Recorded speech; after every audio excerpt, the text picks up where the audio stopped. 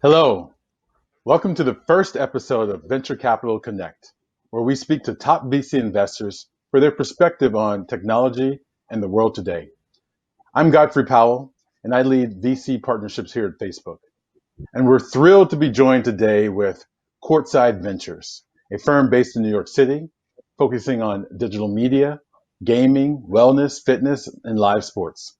We have two managing partners here today, Kai Bond and Deepen Parikh. Hey, Kai. Hey, Deepen. Thanks for having us on. Hey, Godfrey. Thank you for having us. So let's just jump right into it. Can you give us a short overview of Courtside Ventures and specifically your investing thesis? Absolutely. So, Courtside Ventures came about, and we first launched our first fund in January of 2016. The genesis behind the fund really was focused on the fact that we had all been entrepreneurs, and one of our partners in particular had started a company in the sports industry, but was unable to acquire capital or obtain capital from traditional VCs. And so, he ended up taking the route of getting investment from a number of sports team owners and strategics in sports.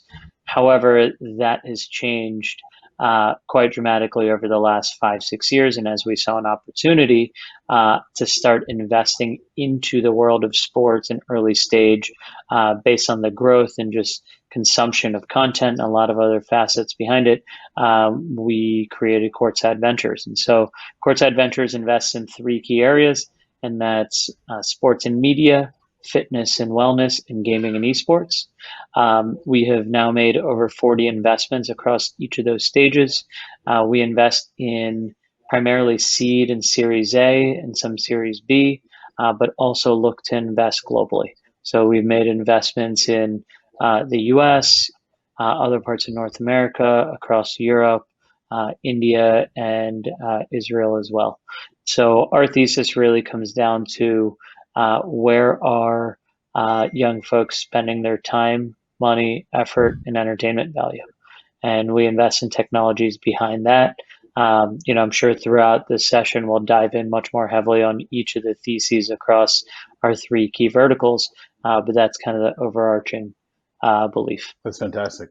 Okay, so let's dive in. The first question when we think about just general trends in the investment market in a world of COVID for 2020, Satya Nadella, who's the CFO of Microsoft, said in April, they saw 2 years worth of digital transformation in 2 months. So now we're 6 months out, right? 6, 7 months.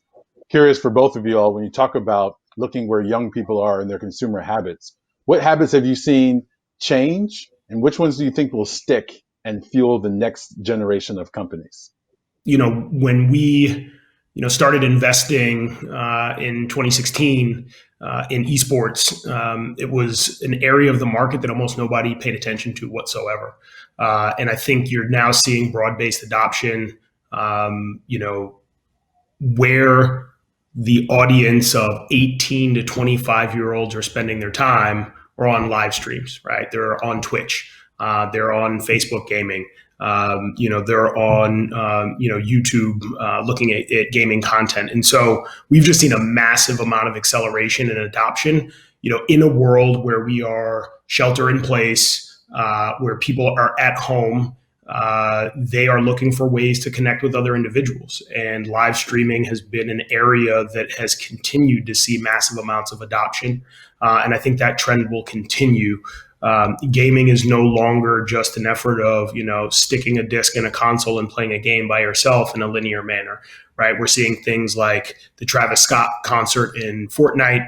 We are seeing, what's going on in Animal Crossing. You're seeing just an absolute phenomenal, community and social network of individuals coming together to play, engage, have fun in a time and an era where we are not necessarily able to get out and see other people. So, from a gaming perspective, we've seen the continued acceleration of social networking and community in games. That's something that won't stop. And I think when you look at the major players in the ecosystem, Amazon, Microsoft, Google, Facebook now amongst the crowd, and really early pioneers in online gaming, the shift into cloud-based distribution of gaming content, the accessibility. You see, continued improvements on networks. So the ability to download games without having to make a purchase, play games anywhere, anytime, across any device. And whether you want to play, Fortnite or, on a PC, if you want to play it on a console, if you want to play it on a mobile device, these experiences are now available to you. And so, it's an exciting time to be part of the investment community that's looking at this trend. I think it's still early days and there's still a lot of opportunity for growth. As a follow-up to that, when you talk about people at home sheltering in place, you talk about your thesis for young people. Are you seeing an expansion of the audience of gaming, or are you seeing like just deeper enrichment or deeper levels of engagement on current gamers? So I'm always curious around, traditionally gamers are young males, right? There's some young females, but are we seeing that extend to older segments, to other populations that typically weren't gamers per se, but because of the distribution, because of the online platform, because they're sheltering in place, they're now getting involved? Absolutely. When you look at the global gaming market, today about 50% of the revenue, right? Gaming's $160 billion a year industry, in 2020. You're talking about 77 or 78 billion of that being on mobile devices. And so part of what makes gaming appealing from an investment perspective, and part of what makes it fun for individuals is that, when I ask my mom, are you a gamer? She'll say no. Say, well, do you play games on your mobile phone? Say, well, yeah, I do. Right. And then, you start to unpack it. And she's like, well, I play a little bit in the morning. I play Words with Friends with my sister. She's overseas in a 6-hour time zone difference. So we're chatting and it's asynchronous gameplay. She's then playing dots in the afternoon. She might play a card game or solitaire. Right. So you've historically seen these casual game studios, the PopCaps and Big Fish, even Playtika, Glue being a great example, appealing to a female audience, to an older demographic. And so while there is certainly growth in the core console market, you're seeing continued engagement and growth on what we would consider core and mid-core gaming, the casual gaming market continues to expand. It's not only core gamers playing more, buying more, or downloading more games and playing for a longer period, but you're seeing the market continue to expand. And I think in large part, we were a generation that grew up playing games, and there isn't necessarily the stigma now as a parent allowing your children to play games. And so, I'm even fascinated by the resurgence of card games, of board games. The board game market this year will have its best year in history. And so I think we always think about games being console, PlayStation, Xbox, very core. But if you look at the Nintendo Switch and what it's done to appeal to a broad segment, mobile gaming, you're certainly seeing a much broader demographic and age as well as gender across the board. Yeah, that's great. Especially even puzzles too. When you talk about gaming, puzzles are through the roof right now, and it's another form of entertainment. Deepen, over to you when you talk about fitness and wellness. Same kind of question. What trends are you seeing that were adopted now that you think are going to be kind of permanently installed, and what's exciting about that general space? Yeah, I think one thing to note around fitness and wellness, and obviously there's been a tremendous amount of just growth and also hype around in-home fitness, or just perhaps the changing of what a physical fitness gym looks like, or whether people even go to a gym. The truth about fitness, wellness, and health in general is that a lot of the trends we're seeing today are not new. They were simply just accelerated through COVID itself. When you have 300 million plus people sitting at home for the first time ever, all at once, there are a lot of new ways in which people have to entertain themselves, have to change their lives, change their habits, their routines. And a lot of that is heavily reflected in what we're seeing grow incredibly rapidly around fitness and wellness. So, just diving in a bit deeper into a couple of key areas, something we had seen, we're continuing to see, is the amount of spend in terms of disposable income amongst younger audiences on and around fitness, health, and wellness, pretty much what we call how you look and how you feel. And that has continued through COVID. I think a lot of people are also realizing how important health is during this time, mainly for the fact that it almost is an outlet where it allows you to get out of the house, or you try alternative forms of health or wellness. The real obvious case is you look at something like a Peloton, which has between March, I believe their share price was down to $19, and now they closed today at $91+. That is certainly a large part due to COVID. They're a phenomenal business, no doubt. But the growth came from the fact that when you have this many people sitting at home and they realize that one, they can't go to a gym for a long time, and then two, 4 months into COVID, realize they may never go to a gym again. That just creates a tremendous amount of demand. Our belief is that in-home fitness is not the clear winner. I believe in-home fitness is huge and will continue to grow, but ultimately the consumer wins, and we believe that the consumer will always want the optionality of being able to work out or do an exercise or meditation where they want it, when they want it, how they want it. And so in-home is a big component of that, but there needs to be on-the-go travel type companions as well that comes with you in your pocket. So that's a little bit of what we're discussing. Happy to dive into more detail around specific companies or specific trends. Yeah, and when you talk about that on the go, so personally, my gym just yesterday sent me an email and said, California cleared us. We can reopen, and we can have indoor workouts. I love going to the gym and I've been struggling over the last 6 months because I don't find the at-home workouts as stimulating as going to the gym, being around other people. But when I look at some of the Yep. platforms, we saw mirrors get sold to Lululemon and some other things. Going back to that at-home messaging, are you saying then I can spend a day at home and then I can transfer that experience to the gym experience, and that can kind of like boost or back up, so I feel like I'm getting a lot of optionality, a lot of variability? Are you seeing that? Yeah, absolutely. So, that from the software component and also from the hardware side. So, to not necessarily use Peloton as an example, but Pelotons are popping up in people's buildings and their gyms. It's popping up in hotels. Some people have it in their homes. So the transportability across, using it in different locations is huge. Now, it's not a low price product by any means. And so what we're seeing more and more of is having a companion product with you, which you can use at the gym. But the gold mine really is on the data on the software side. And you see what Apple is able to do today, no matter what app you use on your phone while working out, or even on a connected fitness device. Ultimately, it all feeds back in and shows you your health score and all the physical activity and mental activity you've done. And that's really where we think the most insights are going to come from. So how do you enable, regardless of where you're working out, what you're doing, when you're doing it, how do you find a central location software that enables you to see a more holistic view of your life, and how can you improve upon that? And then to that point, yeah, any companies that you feel free to disclose, 2 to 3 that seem really interesting and compelling to fit in this broader wellness fitness space. Yeah, I mean, look, I'll certainly tout our own companies, which we've invested in.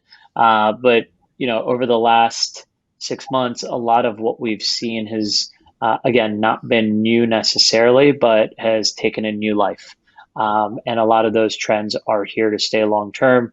One company is a company called Gainful, which is a sports nutrition product developer that creates personalized blends based on individuals' unique physiology, dietary preferences, and fitness goals. So imagine being able to get your protein powder not in a generic container that has 50 ingredients where you don't necessarily know what you're taking, but something that is personalized and catered to you and your goals and your body type. So that's one company. Another one is a company called SiloFit.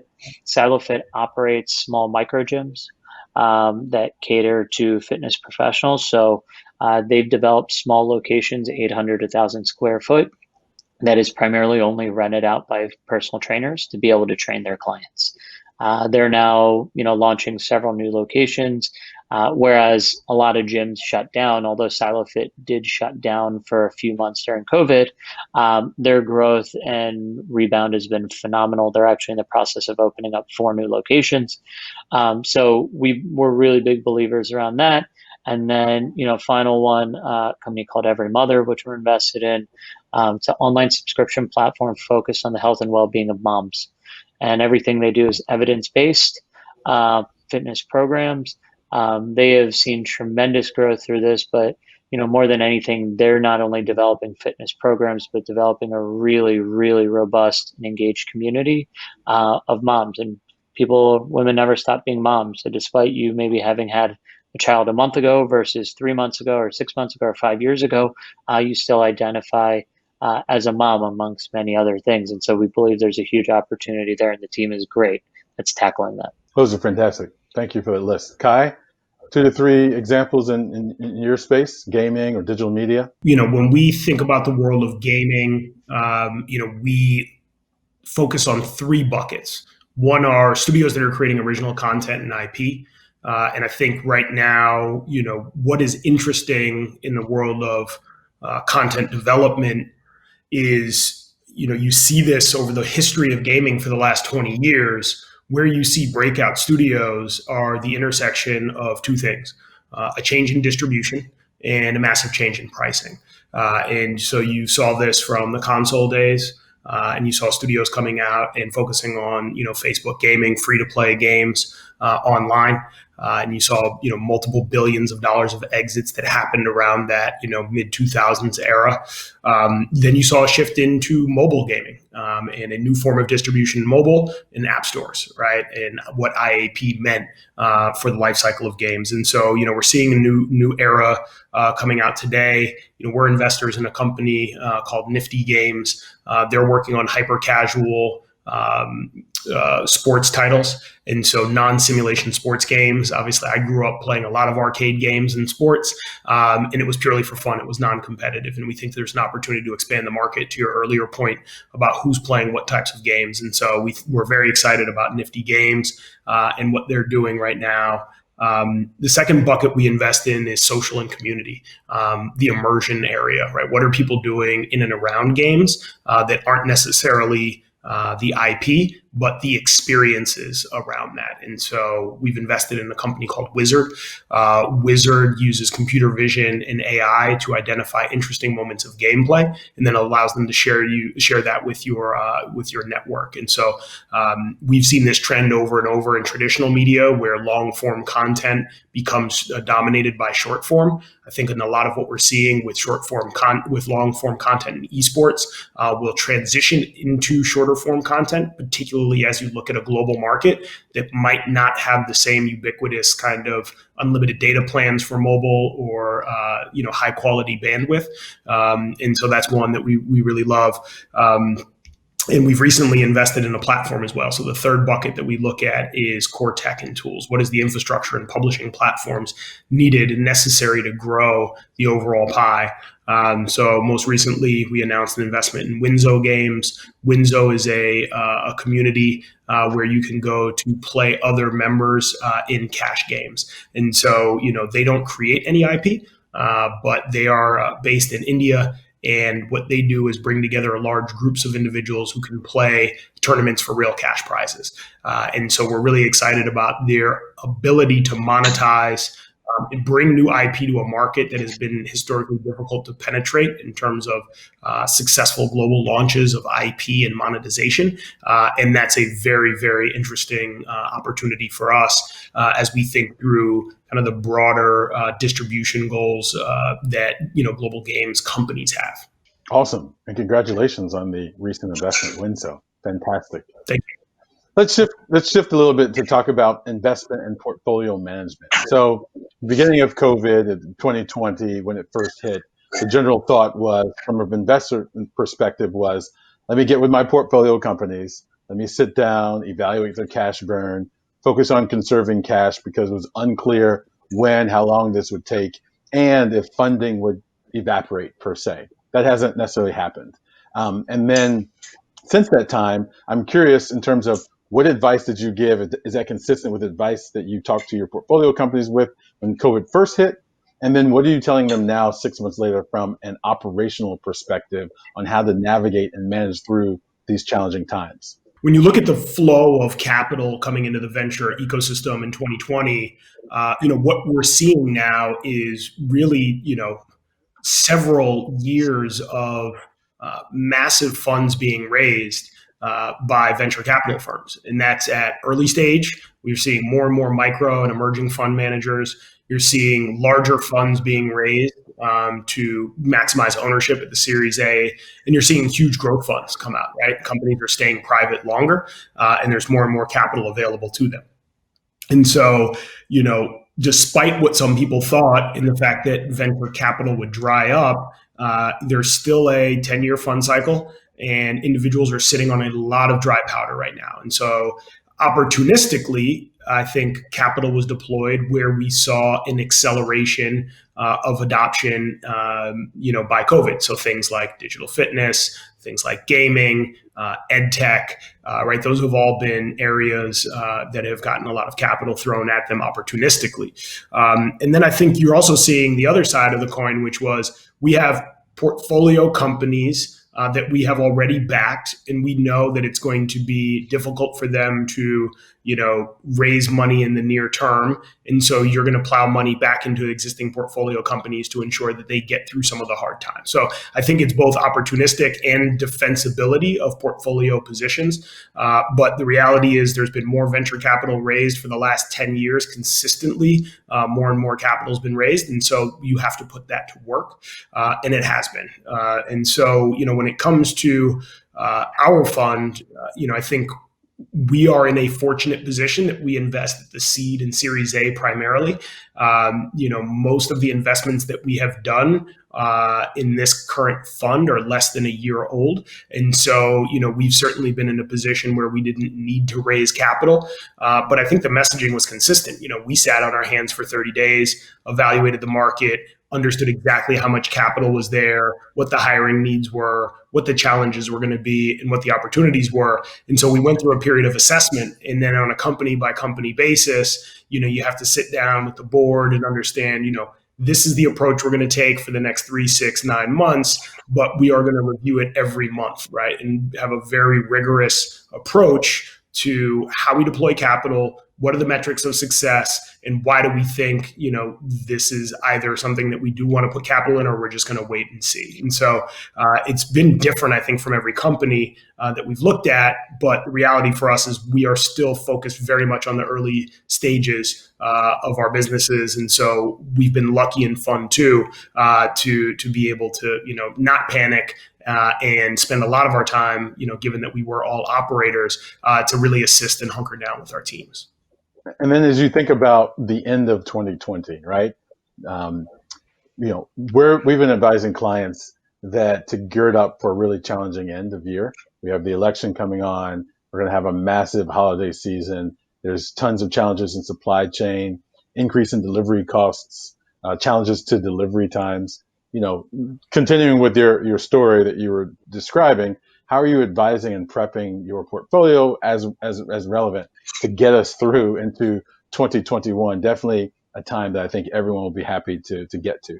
Anything you're seeing there that you're trying to advise around as you look through into over the next 4 months? Well, one thing, especially speaking from the fitness and gaming or wellness side rather, and a lot of sports, sports is back with the NFL kicking off tomorrow officially. I think that drives a lot of demand in terms of what we see across a lot of our portfolio. Certainly anyone who's tied to the world of sports, there's a big growth opportunity and continued pent up demand from sports fans on a global level. So, I think from that standpoint, irrelevant of the election, I think that's a big opportunity. Fitness and wellness tends to see a drop off in November, December anyways, as we have, the holidays coming up, and people just get less healthy and want to eat a lot more. So I think it's a natural, I don't want to call it a down cycle, but just a natural drop off we see across fitness. My expectation is that this year we may actually see a stronger November, December, is less people are traveling and may perhaps stick with their normal routines and their normal habits versus kind of going off the rails like they usually do towards the end of the year. So that's just a quick sentiment. One thing we are seeing is a lot of companies that are raising capital are trying to do so now and get it done before October, and certainly before the election. Just the grave uncertainties and unknowns, I think, is one of the biggest challenges for early stage companies. A lot of them learned the hard way where, quite frankly, some companies just got lucky that they raised capital and closed up by March 10th or 11th or 12th. Versus some that were, their closing was coming up in April. And so I don't think anyone or any companies want to take the risk of being off by a month or two and would rather just get it wrapped up sooner than later. That's great, particularly the piece going back to the opening of the NFL. I think there is tremendous pent-up demand. I'm super excited about that, and now I'm re-engaging myself. It's interesting with platforms, Yahoo, CBS, things that I would have continued throughout this entire year. Different aspects on Facebook that I'm now haven't thought of in 6 months, and so that's getting me reinvigorated and really unlocking some demand that I kind of repressed in some ways. That's good. And then when you talk about funds raising now, that's a great lead into the next round where we talk about like capital raising and deal sourcing. Historically, if I'm a founder and I'm going to you, Courtside, generally we'd want to meet in person. You'd want to like shake my hand and we'd go to dinner or coffee to really assess kind of who I am as a person. And then conversely, if I'm an LP, I'm trying to talk to you in person as a GP to understand who you really are, to read those like body cues that you can't necessarily get over Zoom. Now we're in a new world. So talk to me a little bit about how you're conducting due diligence now. Are you just announced Winso, so you're making new investments. How do you get to a level of comfort of doing this in a world where we're sheltering in place, both on the investment side and funds and from the LP to GP side as well? It's a great question. I think the answer is it's not easy. The reality is, the car ride to dinner, not just the dinner, right? Going up and down the elevator, is somebody holding the door open? All the little things that give you an indication of somebody's character, who they really are, how they treat the wait staff. There's a subtlety to being able to interpret somebody's core character when you sit down and spend a lot of time with them. And so, I think, as a fund, we were probably on the road every other week, each one of our partners. We spent less time together than we did on an airplane because we spent years together. And we're out trying to meet founders and really build a rapport. And so I think from a funding perspective, investing in companies, you have to find unique ways to connect.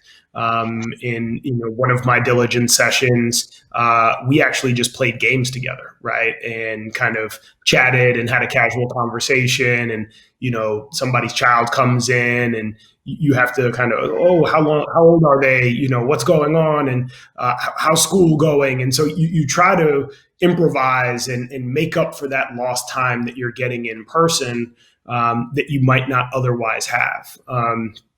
Luckily for us, and one of the deals that we did, diligencing the CEO, there were former colleagues of mine who I'd known for 15 years who had deep established relationships, who had worked with these individuals for a time. So, you find ways to compensate and get to a place of comfort. Inevitably, at the early stage, you are investing in an individual and in a team. And so getting comfortable with investing in that team takes a lot. And so having the ability to leverage your resources, your network, to give you the trust and confidence is important. And so I think we've all struggled with this. There's no venture capitalist out there that I think can tell you who said that they've mastered this. And I think the same is true of a founder's perspective, looking at a VC. I'm a 3-time founder, and I understand the relationship that I have with a venture capitalist who takes a board seat, that they're essentially part of the team.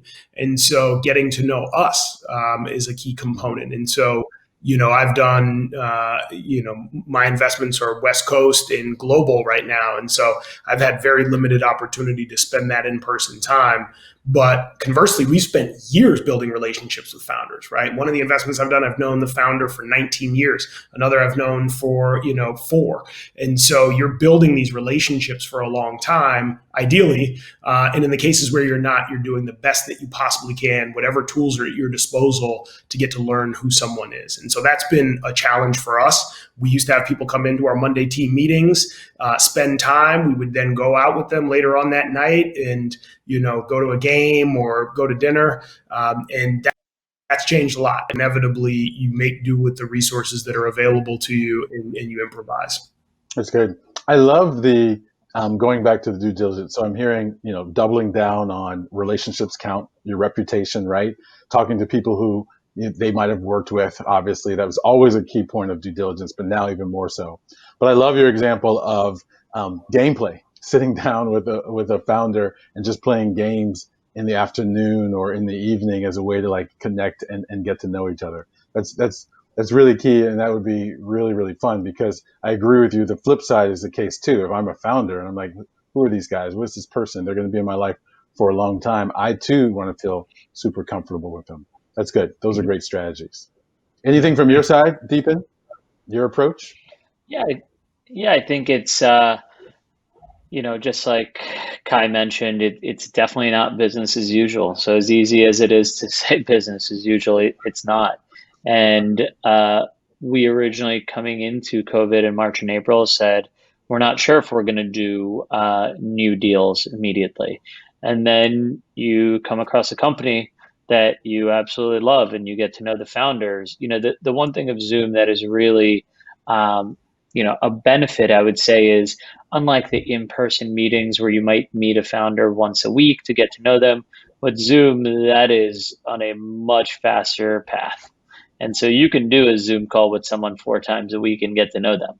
And so I don't think we've changed. In fact, Kai, correct me if I'm wrong, in terms of our diligence process, we've probably gotten a bit more rigorous during COVID, just because it's been easier to get on the phone with people to do more diligence calls, right? We've probably been able to move even faster than we have prior. I think that's right. And I think,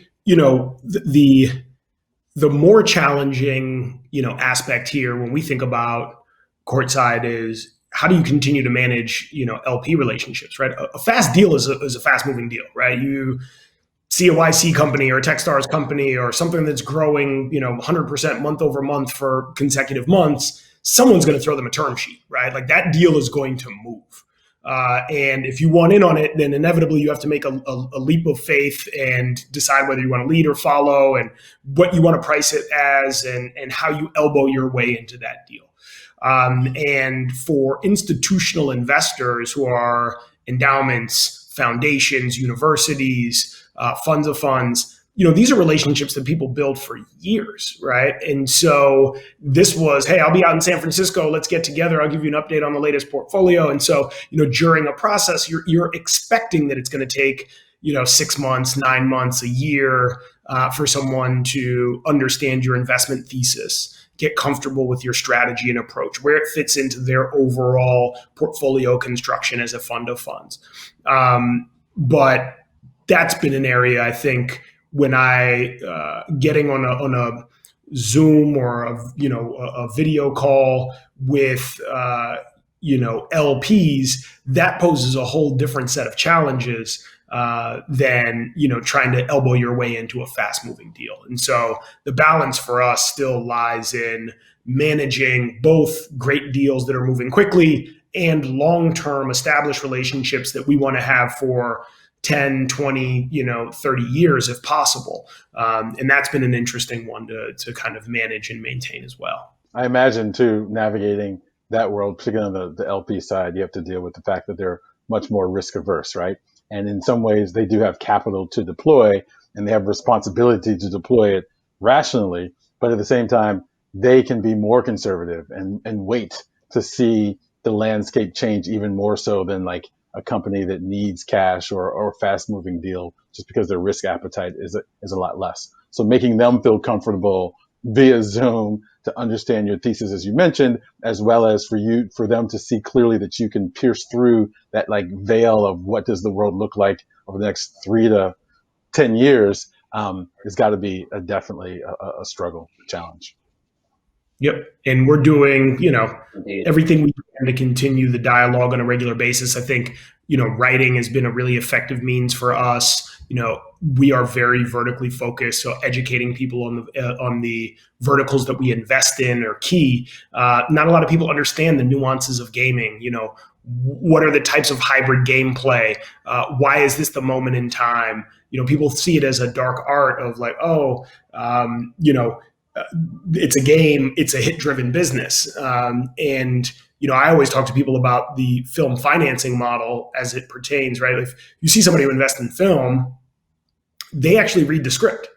They understand who the director is, right? Who's doing the cinematography, who are the actors and actresses they want to bring on to play these roles. And most venture capitalists don't understand how games are made, right? And so I think when you talk about the areas where we're investing, there's a lot of education that needs to go on to get people comfortable with the fact that this isn't just a hit driven industry, that there is an art to it for sure, but there is a science to it as well. And people don't understand the science aspect or understand why you as an individual might understand the art of being able to identify a type of IP, the type of content that will resonate, what's missing in the current rosters and lineups for major publishers, and why a startup can actually win developing some IP. And so it's a very nuanced and very challenging area to convince LPs to get comfortable with, given the risk aversion. But inevitably, there's so much engagement, both from a time and energy perspective, as well as money at stake, that it is imperative that we all kind of bring them along for the ride. That's great. I love the analogy to the film financing model, having worked at a number of film studios in the past. I get it. And I hadn't appreciated that thought around educating on the industry dynamics in addition to the investment. So that's fantastic. That's good. That concludes the first part of our conversation with Deepen and Kai at Courtside Ventures. We really hope you enjoyed it. Thank you for watching. Please check out the second part that we have, where we really focus and get their perspective on diversity and inclusion within the venture capital ecosystem. We really appreciate your time. Thanks for watching.